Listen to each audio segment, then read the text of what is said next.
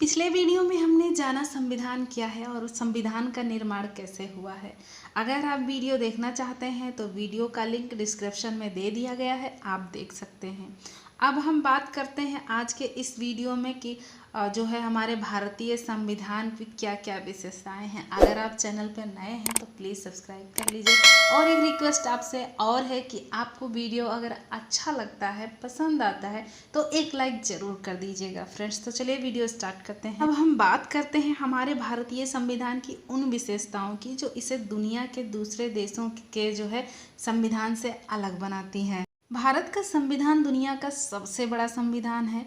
संविधान निर्माताओं ने कोशिश की कि कोई भी बात भविष्य में व्याख्या या विश्लेषण के लिए ना छोड़ी जाए।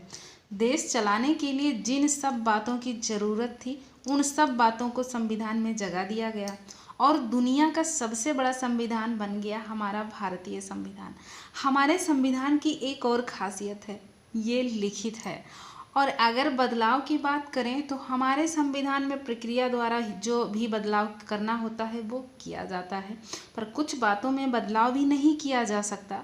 संविधान में बदलाव के लिए संसद में वोट देने वालों के 2/3 बहुमत से संविधान में बदलाव किया जा सकता है और कुछ मामलों में संशोधन के लिए राज्यों से मंजूरी लेने की ज़रूरत पड़ती है। अब तक संविधान में 100 से भी ज़्यादा संशोधन हो चुके हैं।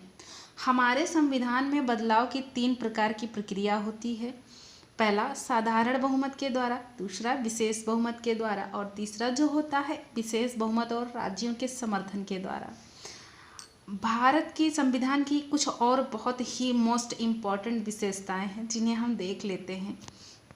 हमारे भारतीय संविधान से हमारे भारत के नागरिकों को भारत में एकल नागरिकता व्यवस्था का जो है दर्जा मिला है। सभी लोग भारत के नागरिक होते हैं, राज्यों के नागरिक नहीं होते हैं।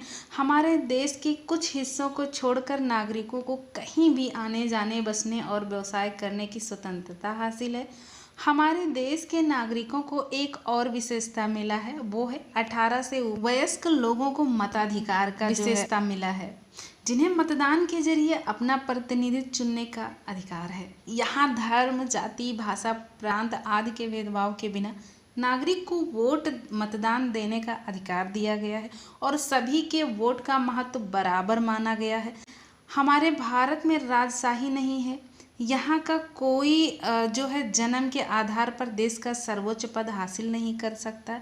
हमारे देश का सर्वोच्च पद राष्ट्रपति का है, जिसके लिए चुनाव होता है। भारत देश कैसा है, क्या है, शासन का आधार कैसा है और नागरिकों के जो है नागरिकों से क्या अपेक्षा है, समझने के लिए भारत के जो संविधान के प्रियम्बल को समझना होगा।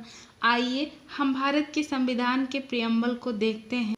हम भारत के लोग भारत को एक संपूर्ण, प्रभुत्व संपन्न, समाजवादी, पंथनिरपेक्ष, लोकतंत्रात्मक गणराज्य बनाने के लिए तथा उसके समस्त नागरिकों को सामाजिक, आर्थिक और राजनैतिक न्याय, विचार, अभिव्यक्ति, विश्वास, धर्म और उपासना की स्वतंत्रता, प्रतिष्ठा और अवसर की क्षमता प्राप्त कराने के लिए तथा उन सब में व्यक्ति की गरिमा, राष्ट्र की एकता और अखंडता सुनिश्चित करने वाली बंधुता बढ़ाने के लिए दृढ़ संकल्प होकर अपनी इस संविधान सभा में आज तारीख 26 नवंबर 1949 ईस्वी को एतद द्वारा इस संविधान को अंगीकृत, अधिनियमित और आत्मार्पित करते हैं। इस प्रस्तावना का एक एक शब्द भारत का परिचय देता है।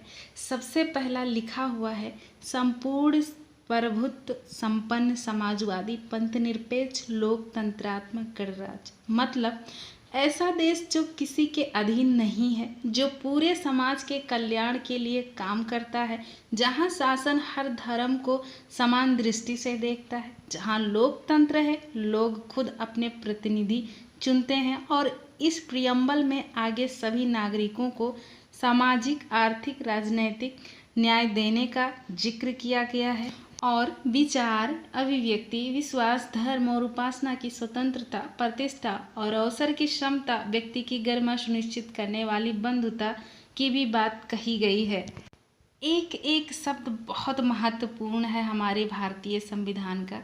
इसके मुताबिक भारत के सभी नागरिकों को अपनी बात कहने की आज़ादी है, सभी नागरिकों को अपना धर्म मानने की आज़ादी है, सबका सम्मान है, सबको बराबरी का दर्जा हासिल है।